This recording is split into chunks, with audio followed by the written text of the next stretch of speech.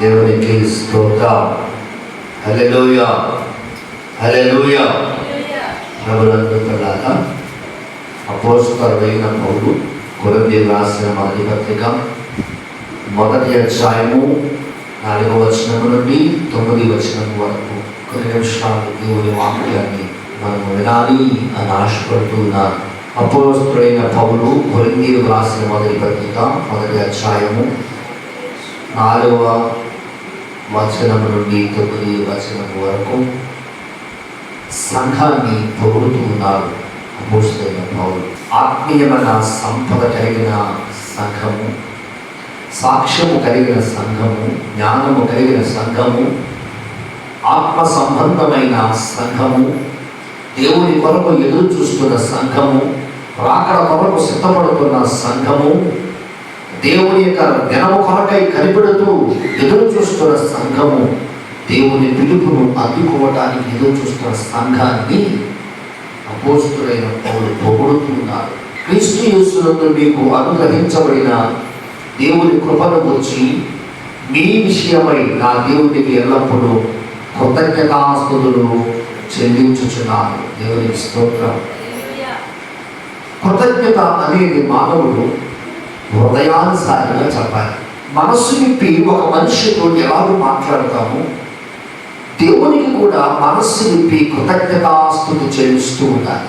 అపోస్తలుడైన పౌలు దేవుడు తనపై, తన సంఘముపై ఆయన చూపించిన కృప కొరకు, ఆయన చూపించిన ప్రేమ కొరకు మీ అందరి విషయమై, ఎవరగా సంఘమంతటి విషయమై దేవుడు చూపించినటువంటి ఆ కృప నిమిత్తమై నా దేవునికి ఎల్లప్పుడూ కృతజ్ఞతాస్తుతి చెల్లిస్తాను అని అపోస్తలుడైన పౌలు సంఘాన్ని పొగుడుతూ ఉన్నాడు.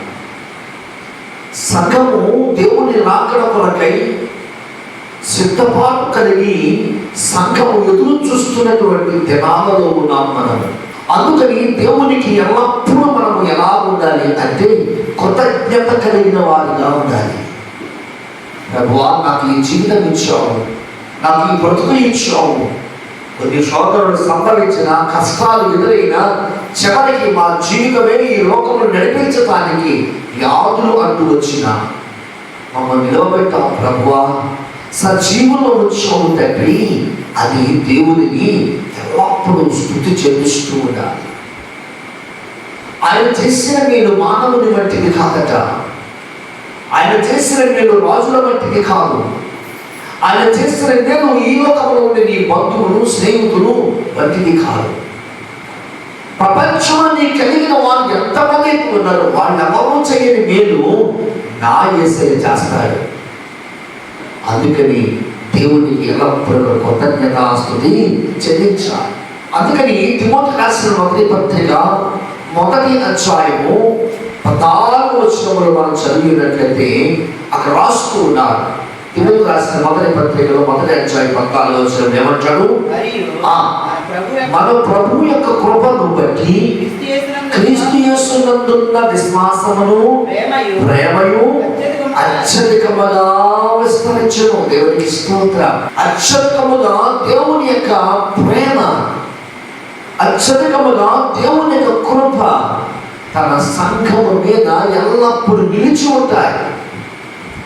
దానిని తీసివేయటానికి, దానిని తొలగించటానికి ఏ మనుషునికి దేవుడు అధికారం ఇవ్వలేదు.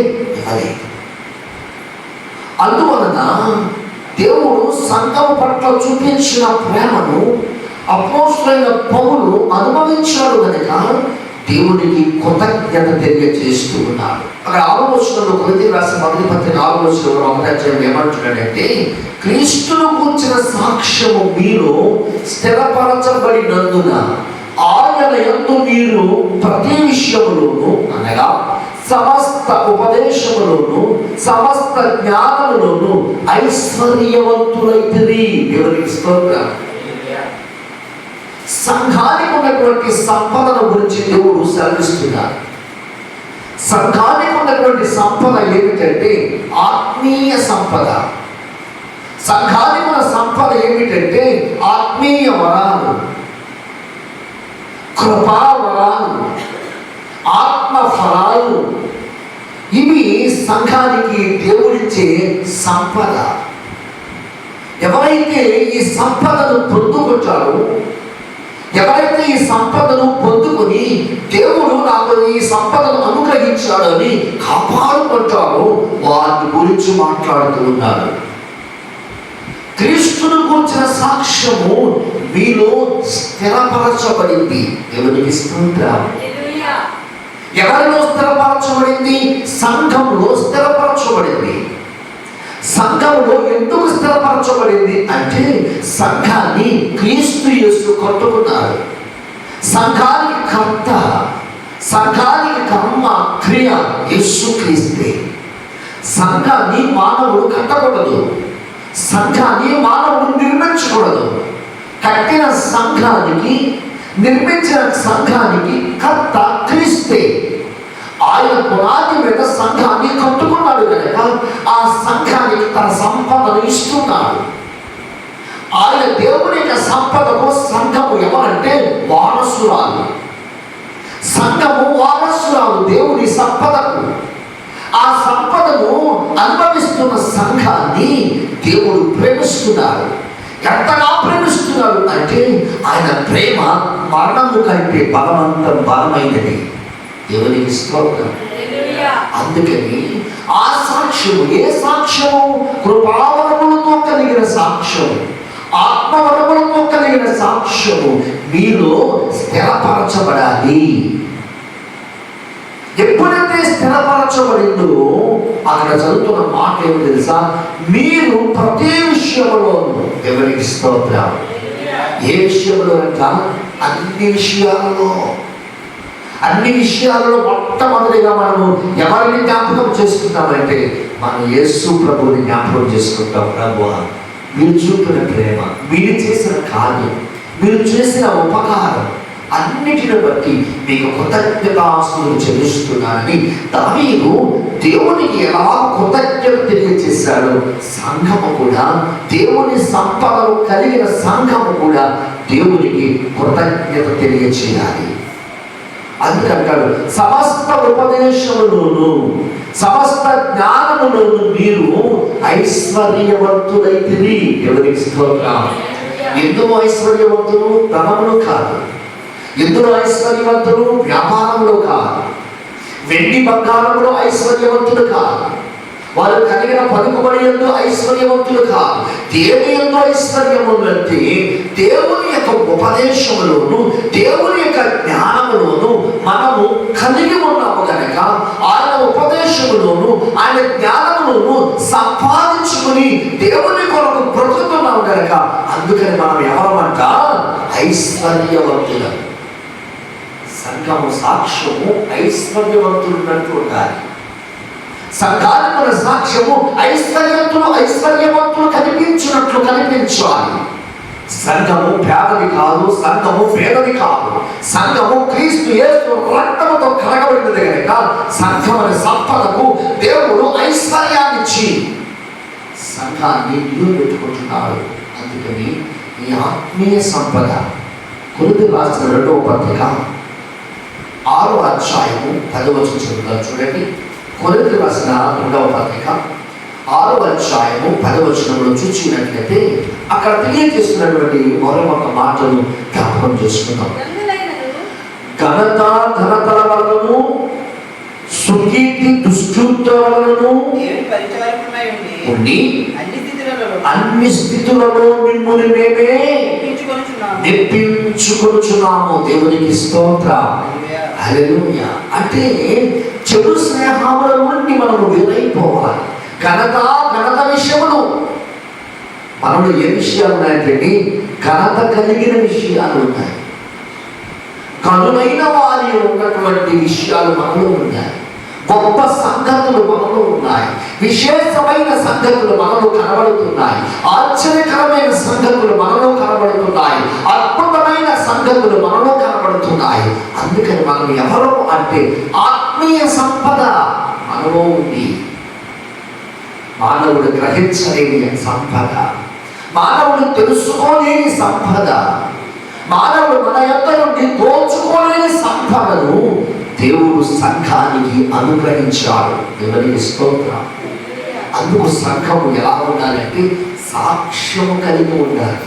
మేము ఘనత కలిగిన వారు అనే సాక్ష్యము, మేము ఐశ్వర్యవంతులము అనే సాక్ష్యము సంఘము ఎప్పుడు కలిగి ఉండాలి. ఎందుకంటే సంఘము క్రీస్తు రక్తముతో కడగబడింది కనుక సంఘము ఆత్మ సంబంధమైన సంఘం.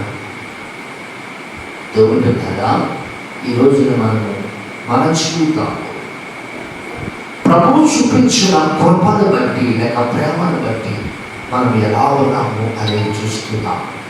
7వ వచనం చదువుదాం, చూడండి. కనుక కొరింథీయులకు రాసిన మొదటి పత్రిక 1వ అధ్యాయం 7వ వచనంలో, కనుక ఏ కృపావరమునందును లోపము లేక మీరు మన ప్రభువైన యేసుక్రీస్తు ప్రత్యక్షత కొరకు ఎదురు చూచుచున్నారు. ఎవరికి స్తోత్రం. దీని భావము ఏమిటంటే రాకడలో సంఘానికి ఉన్న స్థితి ఎలా ఉంది? యేసు ప్రభు యొక్క రాకడ సమీపముగా ఉంది. నేను వచ్చే సమయమందు ప్రపంచమంతా గలిబిలిగా ఉంటాను అన్నాడు. రాజ్యం మీద రాజ్యం పడుతుంది అన్నాడు. కాలి తెగులతో మీరు బాధపడతారు అన్నారు. కొండలు సహితము కదిలించబడతాయి, మృదుల సహితము లేపబడతారు అని సెలవిచ్చిన దేవుని రాకడ సమయానికి సంఘం యొక్క ఆత్మీయ స్థితి ఎలా ఉంది? ఎలా ఉండాలి అంటే కృపావరముల యందు మనము ఎలాంటి లోపము లేని వారిగా ఉండాలి. దేవునికి స్తోత్రం. దేవుడు మనకు అనుగ్రహించిన కృపావరము, దేవుడు మనకు ఇచ్చిన కృపావరము, దేవుడిని ప్రేమించి హత్తుకొని ఇచ్చిన కృపావరాన్ని పొందుచున్నటువంటి మనలో ఏముండకూడదట? లోపము కనిపించకూడదు. ఎవరికి? దేవునికి. దేవుని దగ్గర లోపము నీలో కనిపించకపోతే అసలు కూడా నీ దగ్గర లోపము ఉండదు. అందుకని కృపావరములు కలిగిన మనము, దేవుని యొక్క ఘనత కలిగిన మనము ఏ లోపము లేని వారై సాక్ష్యాన్ని నిలుపుకోవాలట. అందుకని సెలవిస్తున్నా, మీరు కలిగిన కృపావరములందు లోపము లేక మీరు మన ప్రభు అయిన యేసుక్రీస్తు ప్రత్యక్షత కొరకు ఎదురు చూడాలి. దేవుని స్తోత్రం. రాకడలో సంఘం యొక్క స్థితి ఎలా ఉండాలంటే ఎదురు చూడాలి. వివాహానికై పెళ్లి కుమార్తె వరుడు కొరకు, తనకు కాబోయే భర్త కొరకు ఎలాంటి ఆలోచనలు చేసి ఎదురు చూస్తారో యేసుక్రీస్తు కొరకు కూడా సంఘము అదే మాదిరి ఎదురు చూడాలి. నన్ను ప్రేమించిన వారు వస్తున్నారు, నన్ను ప్రేమించి నాకు కృపావరాలు ఇచ్చి ఈ లోకములు నన్ను పెంచి పోషించిన వాడు నేరుగా ఎంతవరకు నాకు ఆత్మవలే ఉన్నటువంటి దేవుడు ఈ రోజున క్రియారూపముగా ఆయన రూపాన్ని చూపించడానికి నా కొరకు వస్తున్నాడు అని సంఘమట లోపము లేకుండా ఎదురు చూడాలి. లోపము లేని వానికి ఆయన ప్రత్యక్షత ఉంటుంది. లోపముతో ఉండి దేవుని కొరకు కనిపడితే దేవుని ప్రత్యక్షతని కనిపించదు. దేవుని ప్రత్యక్షత కొరకై, దేవుని దర్శనము కొరకై మనము సంఘము మన ఆత్మీయ స్థితిని బాగుపరుచుకుంటూ, మన ఆత్మీయ స్థితిలో ఏ లోపము లేకుండా ప్రతి దినము వాక్యాన్ని బట్టి సరి చేసుకుంటూ రాకడ కొరకు సంఘమట ఎదురు చూస్తూ ఉండాలి. దేవునికి స్తోత్రం. హల్లెలూయా. 8వ వచనం చదువుదాం, చదవండి. మన ప్రభు అయిన యేసుక్రీస్తు దినమందు మీరు నిరపరాధులై ఉండునట్లు అంతము వరకు ఆయన మిమ్మును స్థిరపరచును. దేవునికి స్తోత్రం. అందుకని సంఘము ఇదిగో మీ రాజు ఎదుర్చుచున్నాడు తొలితాలనే తోడి, ఇదిగో మీ రాజు ఎదుర్చుచున్నాడు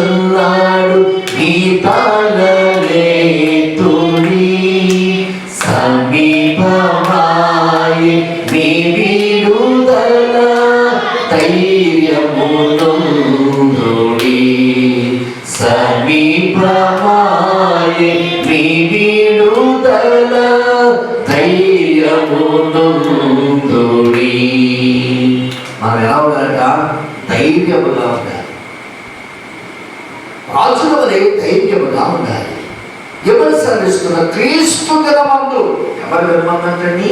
మన ప్రభు అయిన యేసు క్రీస్తుని దినమందు మనము ఎలా ఉండాలట? నిరపరాధులుగా ఉండాలి. ఆ దినము సమీపముగా ఉంది. ఆ దినము అతి దగ్గరలో ఉంది. ఆ దినము ఇప్పటికే సమీపిస్తున్నదని ప్రపంచానికి జరుగుతున్న సంగతులను బట్టి మనము ఇప్పుడే గ్రహించుకోవాలి. నెమ్మది లేని జీవితం, నిద్ర పట్టని బ్రతుకు, ఆకలి లేని బ్రతుకు, ఎప్పుడు జీవిస్తామో ఎప్పుడు చనిపోతామో తెలియనిటువంటి అయోమయమైన పరిస్థితులు మానవుడి దినాన్ని కొట్టుమిట్లాడుతున్నాడు. ఆయన దినము ఎలాంటిది అంటే ఆయన దొంగ వచ్చినట్లు వస్తాడు. ఎలా వస్తాయంటే ఆయన దొంగ వచ్చినట్లు వస్తాడు అంటున్నాడు. ఆయన ఎప్పుడు వస్తాడో నీకు తెలియదు. పగల రాత్ర అనేది నీకు తెలియదు. ఆయన రహస్యములో వస్తాడు. తన సంఘము కొరకు, సిద్ధపడిన సంఘము కొరకై, ఎదురు చూస్తున్న సంఘము కొరకై, కృపావరములను పొందుచున్న సంఘము కొరకై, ఏ లోపము లేకుండా ఆత్మీయమైన స్థితిలో ఎదుగుదలతో ఉన్నటువంటి సంఘము కొరకై నా యేసు మరలా రాబోతున్నాడు. సంఘము ఎలా ఉండాలంటే నిరపరాధులు వలె ఉండాలి. పాపము లేనిదై ఉండాలి. మచ్చ లేనిదై ఉండాలి. డాము లేనిదై ఉండాలి. మచ్చరము లేనిదై ఉండాలి. డంబము లేనిదై ఉండాలి. అతిశయము లేనిదై ఉండాలి. అలాంటి సంఘము కొరకు నా యేసయ్య వస్తున్నాడు. ఆయన అంటాడు కదా, అంతము వరకు ఆయన మిమ్మల్ని స్థిరపరుస్తాడు. ఎక్కడ మనల్ని స్థిరపరుస్తాడు? అంతము వరకు ఆయన మన కొరకు నిర్మించిన పరలోక పట్టణంలోనికి మనందరినీ అక్కడ స్థిరపరుస్తాడంటున్నాడు. భూమి మీద ఏది స్థిరమైనది కాదు. ఎన్నో సంపాదించుకోవచ్చు, ఎన్నో కొనుక్కోవచ్చు, ఎన్నో సమకూర్చుకోవచ్చు, ఎన్నో మన జీవితాలు కలిగి ఉండవచ్చు. కానీ ఇవేమీ స్థిరమైనది కాదే కాదు. మనకు స్థిరమైనది పునాదుల పట్టణము. మనకు స్థిరమైనది ఆకలి దప్పిక లేని పట్టణము. మనకు స్థిరమైనది దేవునితో ఉండే సహవాసము. దాని కొరకై మనం ఎదురు చూస్తే అక్కడ మనలను స్థిరపరుస్తానంటున్నాడు. దేవునికి స్తోత్రం. అందుకని సంఘము దేవునిపై నమ్మకత్వము కలిగి ఉండాలి. దేవుని మీద నమ్మకము కలిగి ఉండాలి. ఎబ్రీయులకు రాసిన పత్రిక 6వ అధ్యాయము 18వ వచనం చదువుతాం. చూడండి, ఎబ్రీయులకు రాసిన పత్రిక 6వ అధ్యాయము 18వ వాక్యంలో చూసినట్లయితే అక్కడ ఈ రీతిగా సాధిస్తూ ఉన్నారు. ఎవరు సాధిస్తూ ఉన్నారు? 6:18లో దేవుడు తన సంకల్పము చొప్పున ఆ వాగ్దానములకు వారసులైన వారికి దేవునికి స్తోత్రం. ఏమి సాధిస్తున్నారండి? తన సంకల్పము నిశ్చలమైనదని ఆ వాగ్దానములను ఎవరికంటే వారసులైన వారికి దేవునికి స్తోత్రం. హల్లెలూయా. ఎవరికంటే వారసులైన వారికి ఆయన ఏ వాగ్దానత చేశాడో వారికి ఆ వాగ్దానాలు ఇస్తున్నారు. వారసులు ఎవరు? వారసులు తండ్రికి కుమారుడు ఎలాగో వారసుడో దేవుడైన మన ప్రభు అయిన యేసు క్రీస్తుకి సంఘము కూడా అలాంటిదే. సంఘము దేవునికి వారసురాలు. సంఘము దేవునికి వారసురాలు. దేవుని ఆస్తంతరికి సంఘము వారసురాలు. దేవుని ఉన్న ప్రతి విషయంలో సంఘము వారసురాలు. ఎవరు ఎలాంటి వారసులు అంటే దేవుడు వారసురాలు కాబోతున్న తన సంఘానికి ఏ వాగ్దానాలైతే అనుగ్రహించాడో అట్టి వాగ్దానాల ఫలములను అనుభవించడానికి తన సంఘమును ప్రేమించడానికి వస్తున్నాడు ఆయన. దేవునికి స్తోత్రం.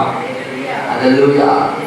ప్రభువులారా, నువ్వు నేను వారసులుగానే ఉన్నామా, ఇంకా అద్దెవారిగా ఉన్నాను? అద్దెవాడు అద్దెగానే ఉంటాడు. ఒకరోజు ఇల్లు ఖాళీ చేసి వెళ్ళిపోవాలి. అదే వారసులైతే ఖాళీ చేయడు. వారసుడు ఖాళీ చేయడు, అది తనది. ఎవరైతే వారసులుగా ఉంటాడో వాడు అనుభవిస్తాడు. ఎవరైతే వారసులుగా ఉంటాడో వాడు పొందుకుంటారు. ఎవరైతే వారసులుగా ఉంటారో వారు ఈ లోకంలో సంతోషిస్తారు. అద్దెకున్న వాడు ఎప్పుడైనా ఖాళీ చేయవలసిందే. ఇప్పుడు మీరు అద్దెకున్న వారితో సమానమా, వారసులుగా ఉన్నటువంటి వారితో సమానమా? ఎవరి వెళ్తున్నారు? అద్దెకున్నట్లుగా ఉంటున్నారేమో. దయచేసి అలాంటిది మనం ఉండకూడదు. అయ్యో, ఈ రోజు మనము దేవుని సన్నిధానంలో మనం వారసులుగా ఉండాలి. ఈ మందిర ఆవరణలో మనం వారసులుగా ఉండాలి. ప్రజల మధ్యన మనం వారసులుగా ఉండాలి. సంఘం మధ్యన మనం వారసులుగా ఉండాలి. ఎవరైతే వారసులుగా ఉంటారో వారికి ఆయన వాగ్దానములను అనుభవించినట్లుగా వారి వాగ్దాన ఫలములను ఇస్తూనే ఉంటారు. ఎవరికి స్తోత్రం, హల్లెలూయా. చివరి ఒక మాట చెప్పుకొని మనం ముగించుకున్నామండి. మన ప్రభువైన క్రీస్తు యేసు తన కుమారుని సహవాసములకు మిమ్మల్ని పిలిచిన దేవుడు నమ్మదగిన వాడు. హల్లెలూయా, హల్లెలూయా. ఎవరికైనా మనల్ని పిలిచిన దేవుడు ఎలాంటి వాడంటే నీ అన్యాయస్తుడు కాదంట. మనల్ని పిలిచిన దేవుడు ఎలాంటి వాడంటే మోసము చేసేవాడు కాదు. మనల్ని పిలిచిన దేవుడు ఎలాంటి వాడు అంటే అబద్ధికుడు కాదు. మనల్ని పిలిచిన దేవుడు ఎలాంటి వాడంటే తన ఆస్తికి మనలను వారసులుగా చేసే దేవుడు. హల్లెలూయా, హల్లెలూయా.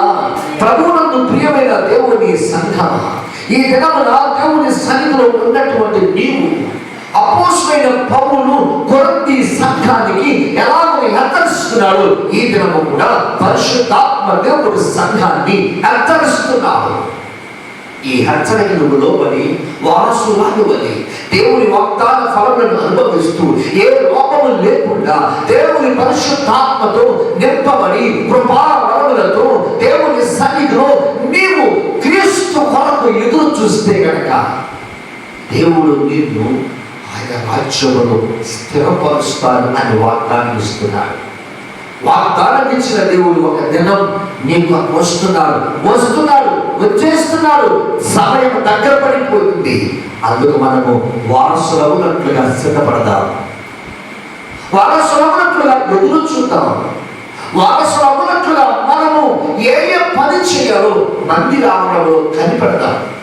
ప్రభువా, నేను ఎంతవరకు నేను వారిది వీరిది పాస్టర్ గారిది అనుకున్నాను. లేదు, ఈరోజు నేనే వారసులను అని ఎప్పుడైతే ప్రార్థన చేస్తావో దేవుడు తన వాగ్దానాలను మనకు అందరికీ అనుగ్రహించుగాక. ఆమె ప్రార్థన చేస్తున్నాము. తన వంచండి. ప్రేమగల తండ్రి, మీకు వందనాలు చెల్లిస్తున్నాను. మాతో మీరు మాట్లాడాలి తండ్రి. మీరు ఏవైతే వాగ్దానం చేశారో మీరు ఆ వాగ్దానాలను మీ సంఘానికి, మీరు ప్రేమించిన ఆత్మీయ సంఘానికి కృపావరములను అనే సంపదను, ఆత్మవరములను అనేటువంటి సంపదను ఇచ్చి మిమ్మల్ని వారసులుగా చేసుకుంటాను అని వాగ్దానం ఇచ్చావు. ఇవన్నీ మేము పొందుకోవడానికి సహాయం చేయండి. మేము వారసులుగా ఉండి నీ రాజ్యం ఒకరిని ఎదురు చూస్తున్న దినాలు అపవాది శోధిస్తున్నాడయ్యా. కరోనా అనే పేరుతో అపవాది శోధిస్తున్నాడు. కరోనా అనే పేరుతో అపవాది గలిబిలి చేస్తున్నాడు. కరోనా అనే పేరుతో అపవాది సంఘానికి ఉన్నటువంటి వారసత్వాన్ని దొంగిలించడానికి ప్రయత్నం చేస్తున్నాడు. ప్రపంచంలోనికి అన్యాయముగా ప్రవేశించిన కరోనా వ్యాధి యేసు నామములో లయమైపోవుగాక. ఎంతమంది అయితే ఈ వ్యాధితో బాధపడుతున్నారు, యేసు నామములో స్వస్థత కలుగునుగాక. మందులు తయారు చేయు వారికి, సిద్ధపరచు వారికి మీ జ్ఞానమును, మీ శక్తిని ఇచ్చి కరోనా వ్యాధికి విడుదల కలుగునటువంటి కాదు మందులు సిద్ధపడినట్లుగా యేసు నామములో అభిషేకించండి, కార్యం చేయండి. మేమందరము మిమ్మల్ని స్తుతించగల ధైర్యించండి. ధైర్యమును, నిబ్బరమును మాకు అనుగ్రహించమని, మీ కృపలో మమ్మల్ని భద్రపరచమని, మీ కొరకు ఎదురు చూడగల సంఘముగా మమ్మల్ని అభిషేకించమని దాసులు చేసిన ప్రార్థనకు ప్రతిఫలము దయచేయమని నజరేయుడకు యేసుక్రీస్తుని ప్రశస్త నామంలో ప్రార్థిస్తున్నాను పరమ తండ్రి. తండ్రి అయిన దేవుని ప్రేమయు, కుమారుడైన క్రీస్తు యేసు కృపయు, పరిశుద్ధాత్మ దేవుని అన్యోన్య సహవాసం మనందరికి సదాకాలము తోడైయును కాక. యేసు రక్తమే యేసు నామమును కూర్చు ప్రభు యేసు రక్తం సంపూర్ణ విజయములు గాక. అపవాది క్రియలు అనంత నాశనములు గాక. ఆమేన్, ఆమేన్, ఆమేన్. అందరికీ వందనాలు.